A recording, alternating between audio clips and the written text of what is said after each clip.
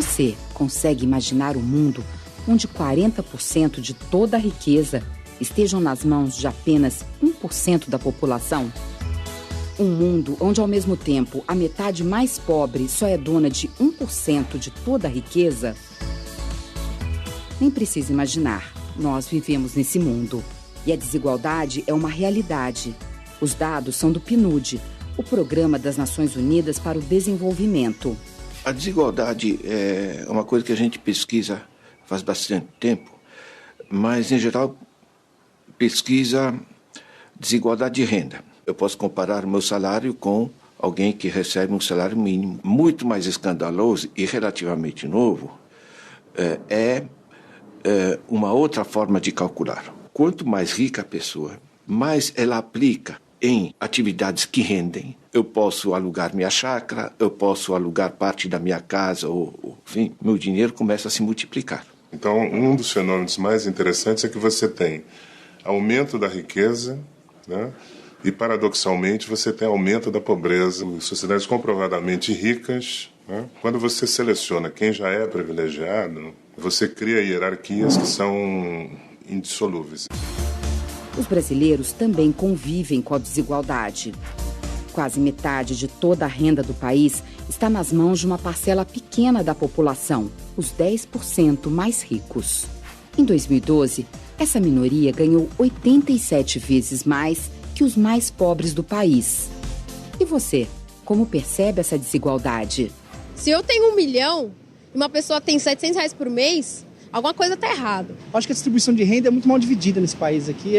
Tem um degrau muito grande, a diferença do pobre e do rico. Você tem a pessoa que está correndo para não perder o trabalho, em compensação para o carro blindado com o executivo, e você tem um mendigo que está caído no chão. Você tem tudo aqui. Tem pessoas que já crescem sem nada, né? E por mais que ela lute, quem tem muito vai sempre continuar com muito, e quem tem pouco nunca consegue ter mais. A desigualdade não surgiu de repente. Tem uma história. E no Brasil, começou com a colonização portuguesa e se aprofundou com a escravidão. Mas, tanto tempo depois de seu fim, a escravidão ainda influencia nossa sociedade? Os escravos não podiam estudar, não tinham acesso a instrução pública nenhuma. E o fato é que esse processo continuou no período posterior ao fim da escravidão. Então, essa geração de escravos que se alforriavam estavam excluídos da instrução pública e também ficaram excluídos da cidadania.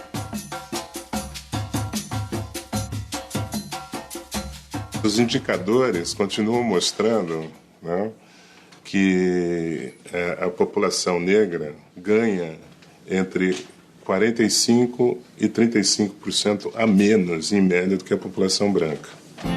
Talvez o dado mais paradoxal é em relação às empregadas domésticas. E quando nós vamos olhar o perfil das empregadas domésticas, 70% são negras. Eu perguntaria se isso não são novas formas, né, de escravismo que nós convivemos no cotidiano. A minha bisavó foi escrava, a minha avó foi doméstica. A minha mãe, quando eu nasci, ela disse que preferia me ver morta do que empregada doméstica. Eu sou doméstica. No filme Domésticas, o diretor Fernando Meirelles retratou o cotidiano de uma categoria de trabalhadores. A grande maioria é mulher, de baixa renda, e teve poucas oportunidades de estudo e trabalho.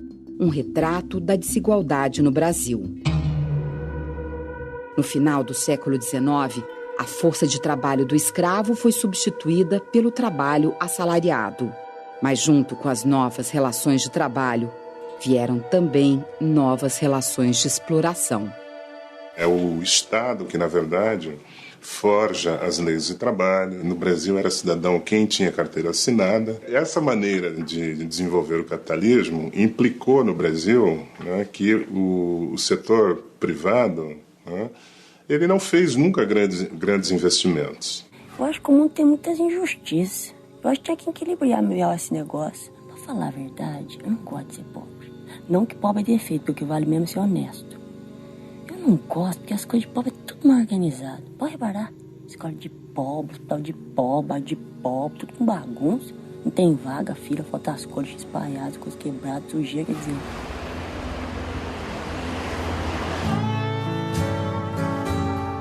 O pintor autônomo Robson passou por uma experiência difícil de esquecer.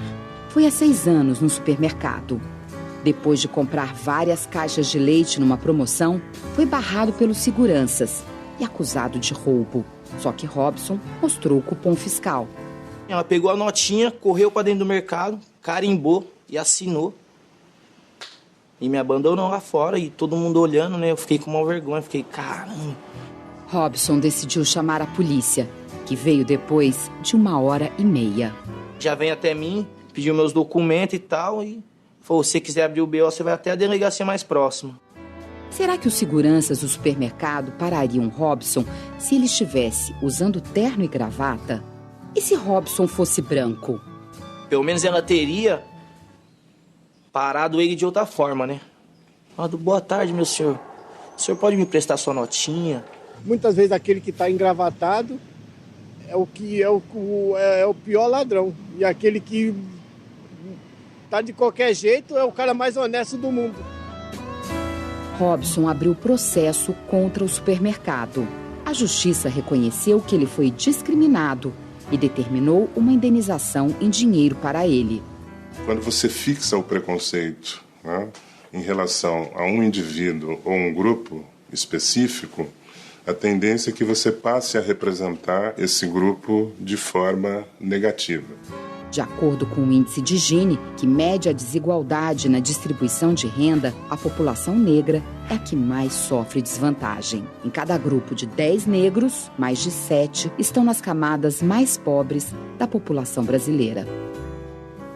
Nos últimos anos, o país desenvolveu várias ações e políticas públicas para reduzir a desigualdade social.